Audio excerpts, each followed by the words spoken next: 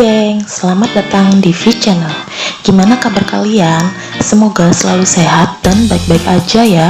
By the way, aku mau kasih tahu kalian satu film yang menurutku bagus buat ditonton, terutama bagi kalian pecinta film gore. Judul filmnya House of Wax 2005. Jangan salah, biarpun ini tergolong film lama, tapi kengerian di beberapa adegan filmnya menurutku patut buat diacungin jempol. Oke, kalau gitu nggak perlu lama-lama lagi, aku akan langsung bahas gimana alur filmnya. Check this out.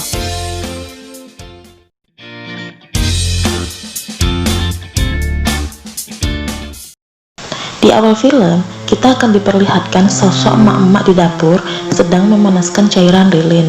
Lilin itu kemudian dituang ke sebuah topeng berbentuk wajah. Tidak lama setelah itu, si ibu berbalik dan memberi pujian pada putranya karena sudah memakan makanannya dengan tenang.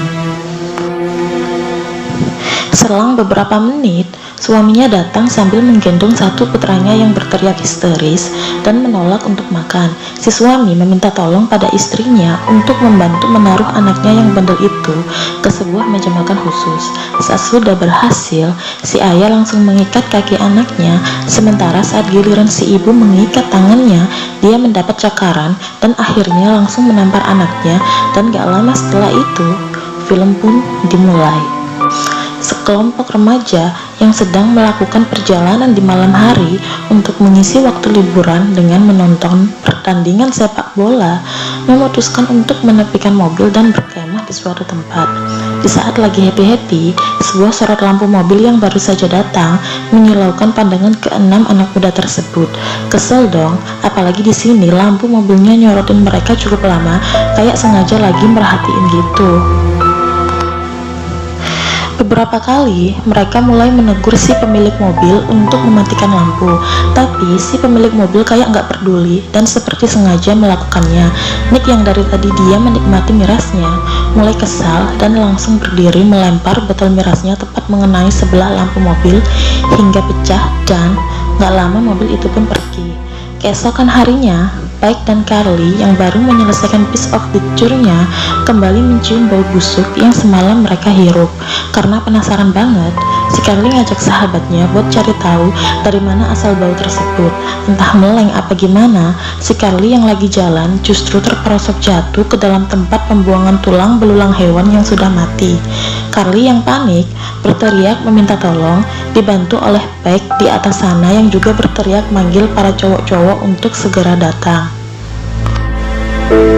Saat keempat cowok itu datang dan membantu, mereka melihat sebuah mobil datang.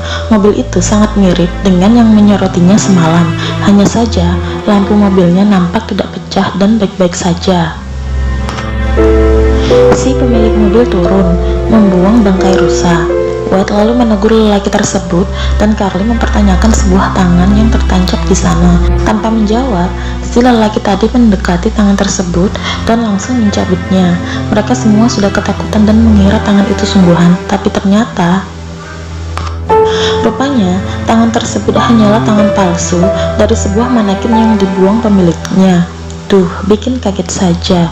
Singkat cerita, Watt dan Carly diantar oleh pria aneh tadi ke sebuah kota kecil untuk membeli sebuah karet pegas mobilnya yang putus.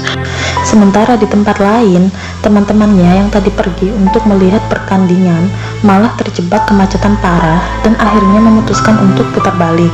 Scene beralih, di mana Watt dan Carly berhasil menemukan pom bensin yang kondisinya sangat sepi. Tidak hanya pom bensin tersebut, bahkan seluruh kota terlihat sangat sepi, seperti tak berpenghuni. Karena pom bensin sama sekali nggak ada orang, mereka akhirnya pergi dan masuk ke sebuah gereja yang sedang dalam keadaan berkabung. Merasa nggak enak, si Wade dan Carly meminta maaf dan langsung keluar dari sana. Gak disangka, salah seorang pria yang diketahui bernama Bro juga ikut keluar dan mengobrol sebentar sama Carly dan Wade. Wade mengatakan soal karet pegas dan alasannya bisa sampai di sana. Si pria tersebut lalu menyarankan mereka berdua untuk menemuinya di pom bensin 1 jam lagi, sementara dia akan melanjutkan acara pemakaman yang belum selesai. Sembari menunggu, kedua pasangan itu akhirnya mengunjungi rumah lilin yang mereka lihat tadi dan masuk ke dalam sana. Seperti namanya, keseluruhan rumah itu terbuat dari bahan lilin, begitu juga dengan segala isi di dalamnya, seperti patung-patung, kursi, anak tangga, bahkan sampai pajangan terkecil sekalipun. Carly membaca beberapa penghargaan milik keluarga Trudy yang tergantung di dinding. Ia juga melihat ada sebuah nama di patung-patung tersebut, dan Vincent merupakan nama si pembuatnya. By the way, aku mau kasih tahu dulu ke kalian kalau si Vincent sama si Bo ini saudara kembar ya, gengs. Oke, lanjut. Singkat cerita, mereka berdua akhirnya keluar dari tempat itu setelah dirasa tempat itu cukup menyeramkan. Keduanya kembali ke pom bensin dan Wade langsung mencari sendiri karet pegas dengan ukuran yang dia inginkan. Soalnya kan, pom bensinnya sepi, nggak ada orang, sementara orang yang tadi janjian sama mereka ceritanya lagi telat datang. Hari semakin gelap dan Wade tidak menemukan karet pegas dengan ukuran yang dia inginkan. Akhirnya, dia ambil ukuran lain yang menurutnya paling mendekati. Namun tiba-tiba, Bo datang sambil berkata, Bo juga bilang kalau dia punya karet pegas dengan ukuran yang dicari Wade, tapi ada di rumahnya. Jadi dia nawarin mereka buat ambil di rumahnya kalau mau. Wade dan Carly iya-iya aja. Pas sampai di sana, Wade kan sempat bilang mau numpang ke kamar mandi bentar. Jadi dia ikut masuk ke dalam rumah sama si Bo, sementara Carly menunggu di mobil sendirian. Di sini, Carly yang udah bosan nunggu lama memutuskan turun dari mobil, dan saat dia melihat ke bagian lampu depan mobil yang pecah sebelah, dia baru sadar jika si pemilik mobil itu merupakan orang misterius yang waktu itu datang ke perkemahan. Merasa dalam bahaya, Carly langsung buka pintu mobil buat nyalain klakson kenceng banget. Maksudnya biar si Wade denger dan cepet-cepet keluar dari rumah itu. Tapi sial bagi Wade, waktu dia dengar klakson mobil di luar, lampu di dalam ruangan itu justru mati. Dan gak lama setelah itu, sosok pria bertopeng yang bernama Vincent muncul dan langsung menyerang Wade. Sementara di luar, Carly yang khawatir akhirnya menghubungi salah seorang temannya, yakni si Black, dan justru terhubung ke pesan suara. Saat Carly masih sibuk bicara melalui pesan suara, dia melihat si pemilik rumah keluar sendiri tanpa pacarnya. Carly nanya dong, cowoknya di mana? Bo jawabnya juga santai banget. Tapi di sini, Carly yang udah terlanjur curiga, akhirnya mutusin buat masuk ke dalam mobil dan mengunci pintu secepat mungkin. Bo yang tidak kehilangan akal menghancurkan kaca mobil menggunakan batu, lalu berusaha menarik kaki Carly keluar dari mobil, tapi usahanya itu gagal. Carly berhasil menendang Bo hingga terjatuh dan dia langsung tancap gas. Sialnya, karena buru-buru sekaligus panik, sebelah ban mobil yang dikendarai Carly terperosok dan membuatnya tidak bisa berjalan. Sampai di sini, kita akan diperlihatkan bagaimana keadaan Wade dan mengenai proses pembuatan patung lilin dari manusia. Wade yang masih hidup dibaringkan dan ditelanjangi oleh si lelaki bertopeng tadi, menjahit luka di tubuhnya serta mencabut bulu-bulu halus di sekitar wajah menggunakan lem perekat. Bayangin gengs, betapa tersiksanya Wade. Apalagi setelah itu, seluruh tubuh termasuk bagian dalam mulutnya disemprot menggunakan alat berisikan cairan lilin yang sangat panas. Dan si Wade hanya bisa mengerang pasrah lantaran tubuhnya sama sekali tidak bisa digerakkan. Ngeri banget lah pokoknya.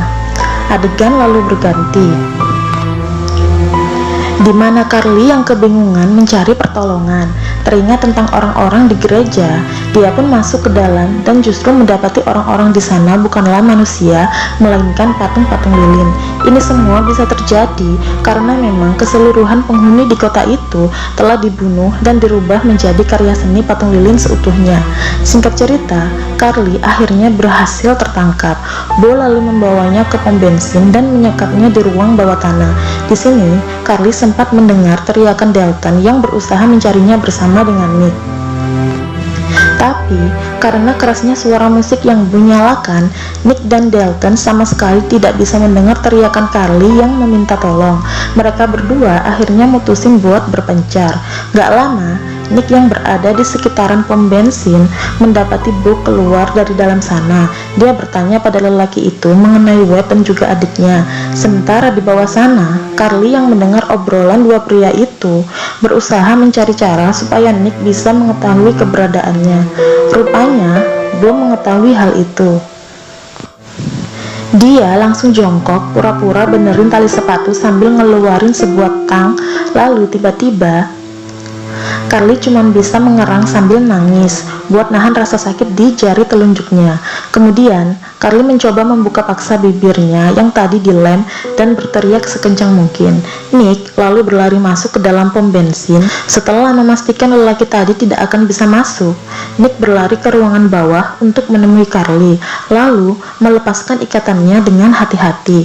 Nick cukup terkejut setelah melihat kondisi jari tangan Carly yang putus. Di sisi lain, Dalton yang tadi juga mencari keberadaan Carly dan Wade justru masuk ke dalam rumah lilin dan mendapati Wade duduk diam di depan sebuah piano. Gak lama, si pria bertopeng tadi datang, mengejar Dalton hingga Dalton terjatuh di sebuah tangga dan tewas dengan kepala terpenggal. Scene beralih pada Black dan Peg yang sedang mantap-mantap. Lalu kita akan diperlihatkan adegan bagaimana mereka berdua terbunuh dengan cara yang sama mengerikannya. Di sisi lain, Nick dan Carly yang masih belum mengetahui teman-temannya sudah tewas berniat mencari Wade dan Dalton di rumah dua psikopat tadi. Mereka berdua masuk diam-diam melalui pintu belakang dengan hati-hati. Saat sedang mencari sebuah kunci, Carly justru melihat foto-foto bayi kembar Siam di sebuah laci. Ternyata bayi itu bernama Vincent dan Bo, si dua pria psikopat tadi. Gak lama, mereka dikejutkan oleh seseorang yang membuka pintu. Nick dan Carly segera sembunyi. Rupanya, pria yang baru masuk sambil kesakitan itu adalah Bo. Di luar, Carly mendengar suara mobil yang baru datang. Dia mengintip di balik jendela, mendapati Peg dan pacarnya sudah mati dibunuh Vincent. Bo membuka pintu. Dia berteriak dan ngasih peringatan sama kembarannya supaya nggak pergi-pergi sendiri lagi seperti sekarang. Vincent cuma diam, lalu pergi buat benerin topeng wajahnya yang rusak. Bo mendekatinya. Dia mengatakan pada Vincent keadaan kota sekarang yang menurutnya bagus, dan mereka berdua hampir menyelesaikan apa yang dimulai sama ibunya. Rupanya, ide membunuh dan menjadikan manusia sebagai patung lilin merupakan idenya si Bo. Bo sangat yakin almarhum ibunya pasti bangga melihat karya seni Vincent yang sekarang terlihat lebih nyata. Gila nggak tuh? Udah sakit nih orang. Singkat cerita, Nick dan Carly nggak sengaja utak-atik tombol di ruang bawah tanah rumah tersebut. Ternyata hal itu justru memudahkan dua psikopat tadi untuk menemukannya. Di ruang bawah tanah itu, Nick dan Carly mendapati Dalton yang sudah tewas secara mengenaskan. Di tengah rasa kehilangannya, tiba-tiba si Vincent datang sambil bawa dua benda tajam dan langsung menyerang mereka. Terjadi perkelahian antara mereka hingga menimbulkan kobaran api yang semakin lama semakin besar. Ketika berusaha keluar dari tempat itu, mereka justru menemukan Wade yang sudah menjadi patung lilin. Lalu, si psikopat satunya lagi muncul. Nick langsung melawan dan kembali terlibat perkelahian. Carly berusaha membantu dengan memukul berulang kali wajah Bo hingga tewas. Melihat hal itu, Vincent marah dan langsung mengejar Carly ke lantai atas. Sementara di sini kobaran api sudah mulai membakar sebagian tempat itu. Patung-patung yang terbuat dari manusia lilin pun perlahan mulai mencair. Untungnya, dengan kerjasama yang baik antar saudara, mereka berhasil membunuh Vincent. Vincent terjatuh tepat di atas jasad Bo. Nick dan Carly sempat kebingungan keluar dari sana lantaran kobaran api semakin melahap cepat tempat itu yang sebagian besar memang terbuat dari lilin, bahkan di bagian lantai atasnya sekalipun.